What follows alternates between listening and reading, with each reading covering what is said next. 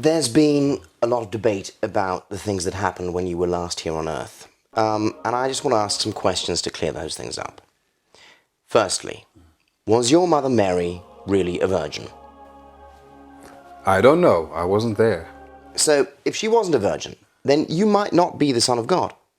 No, I am the Son of God.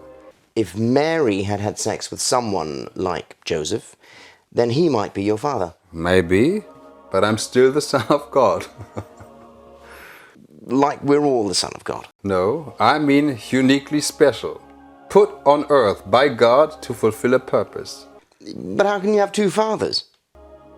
Well, the person can be adopted and still have a blood father. So what you're saying is that you're adopted. Look, you're just trying to twist this here. You know, what does adopt mean anyway?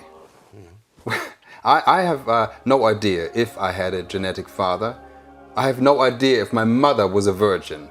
You know, we didn't have DNA testing then. If people on this earth have a hang-up about sex and want to embellish the story of my birth to give it a magical appeal, good luck to them.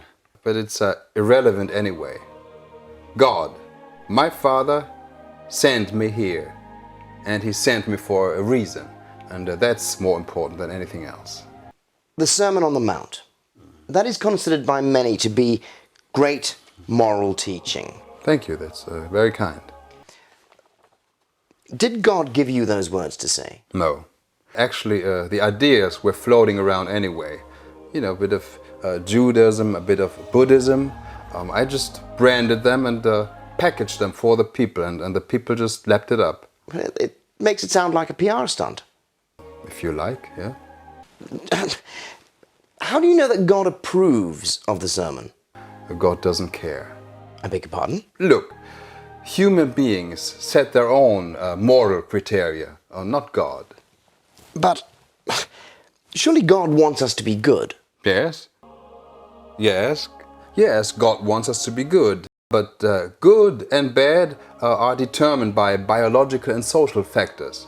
And there's no point in God setting down rules when humans can do what's best for them.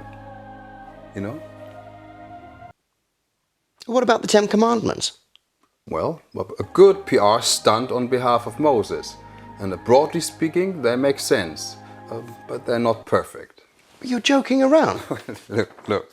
If it were the Australian redback spider that had evolved to become the Earth's intelligent race rather than the human beings, then their 10 commandments would start with something like, "Thou shalt not kill unless you're a mating female and you're cannibalizing your husband." Human beings make the rules based on their situation, and that is why my commandments were love God and love thy neighbor. It's cleverly elusive, if you think about it. Right. You mentioned spiders earlier, evolving. Right. Does this mean that the story of creation in the Bible is not true? What is truth? You know, the story of Adam and Eve, it was just a way to explain something, and that's all. So it's nothing more than a metaphor? The whole of language is just a metaphor. And even the Big Bang Theory is a scientific description. It's not the truth, it's a model. So, literal truth is not important?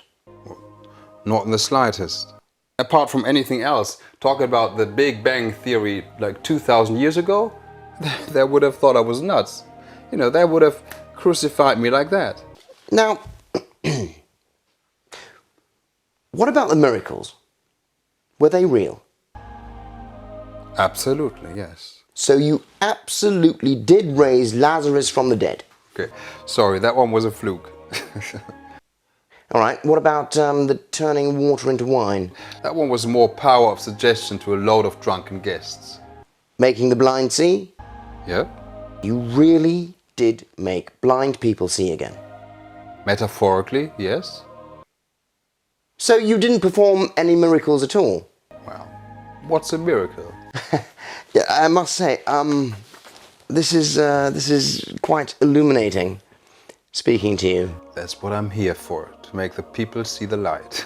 My final question concerns the resurrection. Yeah.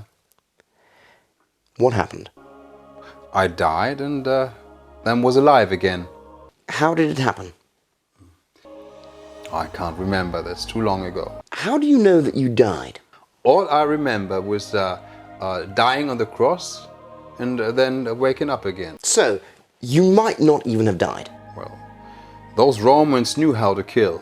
Did they? Yes, more or less. Sometimes not. So you might not even have died.